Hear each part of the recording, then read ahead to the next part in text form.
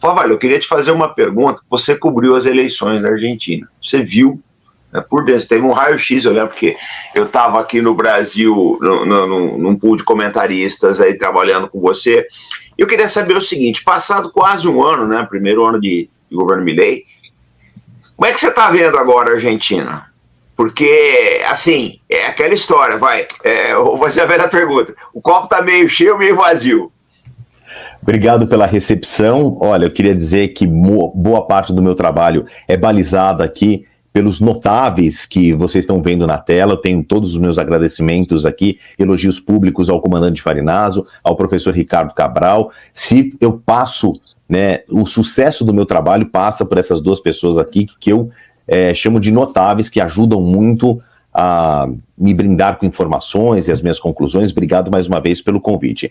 Farinazo, vamos olhar aí, você foi preciso na sua medição de tempo. A gente já está batendo um ano do governo Milei e ele recebe, como ele mesmo disse, uma herança maldita do peronismo. Uma situação de uma economia degringolada e, claro, que na campanha, agora depois de um ano eleito, todo mundo criou um juízo de valor do presidente Javier Milei. Ou positivo ou negativo, bonito ou feio, bom ou ruim, certo ou errado. Mas um fato que a gente tem que ser honesto com os fatos é que o Milei jamais foi um estelionatário eleitoral. Ele havia dito na campanha, e ele fez discursos muito duros, sem poupar palavras e adjetivos pesados, em que ele dizia o seguinte: vai melhorar, mas antes vai piorar.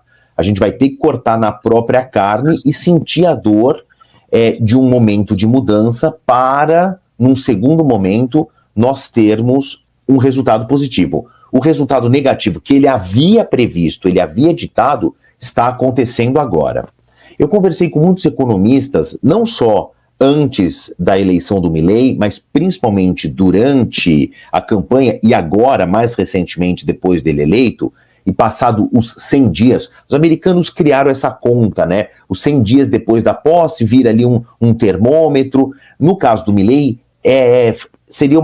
foi uma análise muito leviana, porque ele pega uma situação argentina muito ruim e teria muito pouco tempo para fazer mudanças, embora ele conseguiu imprimir mudanças importantes e vencendo um Congresso que é desfavorável a ele.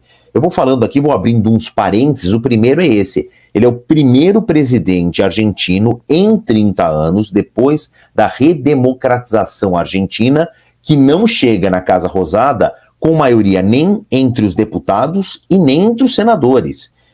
A bancada dele era minoria. Então ele conseguiu manobras importantes para passar algumas reformas que serão fundamentais neste segundo momento. Mas falando desse primeiro momento, eu dizia que eu falei com vários economistas, sendo aqui no Brasil, estando eles na Argentina, e eu perguntei sobre uma teoria que existe no conceito da economia, que chama o superávit perverso. Nem todo mundo chegou a essa conclusão e falou: não, Marcelo, ainda não é o chamado superávit perverso.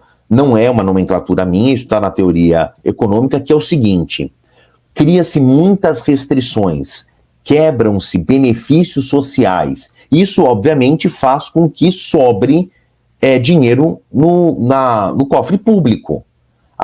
Melhora de um lado, o governo começa a ter superávit, porque ele arrecada mais do que gasta, mas na outra ponta, a população que passa a ser desassistida pela falta desses recursos começa a sofrer muito. Isso na teoria política, ali numa análise muito rasa, superficial e resumida, é o chamado superávit perverso.